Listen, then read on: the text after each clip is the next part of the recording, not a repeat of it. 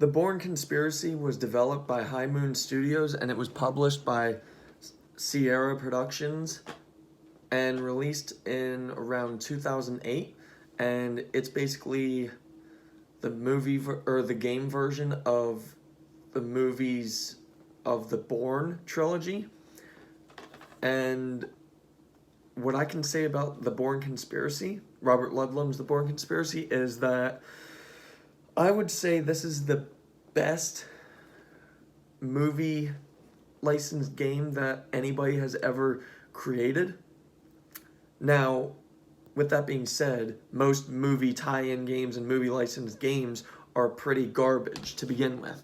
The Bourne Conspiracy isn't necessarily garbage, it's just kind of lazy. So it has a great foundation. It's a good game.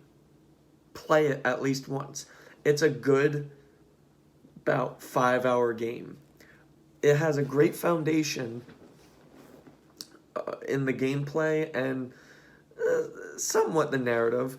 The narrative spans the first movie and it drags it out to about an approximately 5-hour space of story for 1 or 2 movie stories, but that's besides the point. What I can say about the Bourne Conspiracy is, like I just said, it has a great foundation for it to be a game.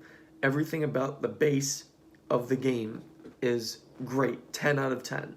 My problem lies in what they did with the foundation. They didn't really do much. That's the problem.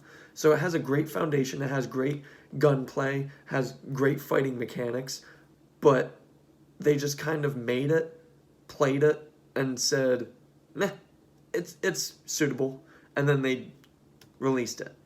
Now, it has pretty good graphics, actually. It has great production value. And like I said, the gunplay is actually really good gunplay, and this is a difficult game, too. Even on the easiest, you'll probably die a couple times, at least. But my main problems are that they didn't really open the door with anything except the gunplay. They just kind of nudged their foot in the crack of the door, but they didn't open it the whole way. So what I mean by that is, say for example, the story, the narrative. They fleshed out a one movie story into 5 hours, and it honestly gets really boring. It's so stretched. It's so stretched out that it feels redundant.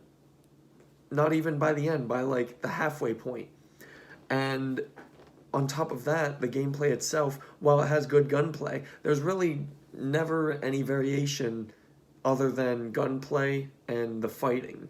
And they nail both of them well. The problem with the fighting, though, is that it's so one note. While it has good animations, it literally has like 2 or 3 animations for beating people up. And I appreciate the QTEs in the fighting mechanics. It really makes it feel a little bit more like you're playing as Jason Bourne, but the ultimate problem with it is just they seem to do the bare minimum. So good foundation, great foundation, and they thought that would be enough. That's not enough. The fighting mechanics are so dull, especially compared to the gunplay. The gunplay is actually the best feature of this game, believe it or not. It's duck and cover system or running gun. You just and they implemented the QTE events into the gunplay as well. I think they did the gun part of the gameplay very well. The fighting mechanics, I feel like they should have done like the Batman Arkham games, because in the Bourne Conspiracy, it's good fighting and it makes you feel like Jason Bourne and like you're playing in the movie. The problem is that it doesn't feel or even look realistic. There are a couple of times where the second enemy will throw out a random QTE at you that you have to evade, but otherwise they just kind of stand there waiting for their turn while you're beating the crap out of the first guy. And they implement an up to 3-person QTE beat 'em up event, but that's about all there is to a varied fighting mechanic. It's essentially just square light attack, triangle heavy attack, hold X to block, and you fight one guy at a time. That's it. Now, another problem I have with the fighting mechanic is that it coincides into the gunplay at times, and it does get frustrating and it annoys the hell out of me. So, for example, I could be running gunning and getting up to 3 enemies in a row with automatic rifles. My problem is that it automatically puts you in a fighting stance to fight one of them while you're getting shot at by everybody else. That's stupid. They should have had a wall in the coding that prevented you from doing that when there were guns around, because obviously nobody's going to get into a brawling match when there are guns around being shot at you. That's just stupid. That's lazy. Like I said, great foundation, but how they implemented everything about putting the foundation into the game, they were lazy about it.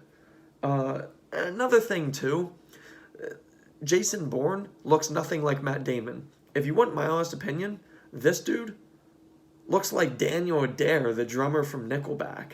Seriously, he looks like Daniel Adair.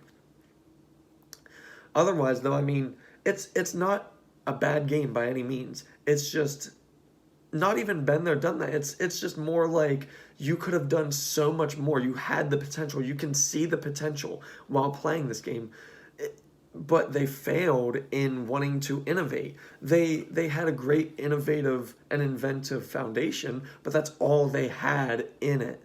And the Bourne Conspiracy is just lazy. It's good, but lazy. So it's a really conflicting game. Personally, I like it, but I also loathe it. Main reason being the story is pretty dull and boring. And that's my number one thing when it comes to video games. I love doing the main story first, whether it be on easy or the hardest. Even Call of Duty, a lot of the story modes, I actually really like the stories. Call of Duty Black Ops, to me, the hands down greatest Call of Duty story ever. The Bourne Conspiracy, they could have done so much with the source material from the movies or even the books. You know, a 5-hour story inside of a Bourne game, and they only added in like 1 or 2 of the movie's events? No, that's stupid. Give us the whole trilogy. The whole trilogy span out to 6 to 8 hours on the easiest difficulty. And like I said, this game is also difficult. You will struggle at times even on the easiest difficulty. But unfortunately, it's a 5-hour game of one movie's story events, and you can really tell they really fleshed out. Like the prologue in the Bourne Identity, the prologue when he gets shot into the ocean, that lasts about the first entire hour. Because you keep just going into warehouse after warehouse, and then going into the ship, and then you have to find a general, and then you have to take his gun, which that's the movie event, and then going and about to kill the guy, and then you see his family. Those parts are in the movie. But everything before that is just, it's so redundant and pointless. It's literally, it's the first 10 minutes, okay, that's fine. You get a good grasp on the mechanics. Great. That's a great game right there. Then you go through about 30 minutes and you're like, this is literally the same environment doing the same exact thing over and over again. And also the lockpicking mechanic. Again, just like everything else about the Great Foundation. Great Foundation. Lazy implementation into it. The lockpick, all you do is hold X. There's no struggle. You just kill everybody around you or knock them out, and then you hold X to unlock a door, which that's another thing too. They had the lockpicking mechanic at the beginning of the game, but it doesn't really come up as much, at least in the middle of the game, I'll say that. Otherwise, though, my personal verdict on the Bourne Conspiracy, for me, it's a 5 out of 10. It's not bad, though. It has a great start, or had a great start. I don't know if they'll ever go back to a game for this series. A 5 out of 10 because it has a great foundation. This is a great foundation in a game, but in a lazy attempt of a game. So, yeah, for me, 5 out of 10. The voice acting was also fine to mediocre. I forgot to mention that too. So yeah, anyway, 5 out of 10, The Bourne Conspiracy. Thank you.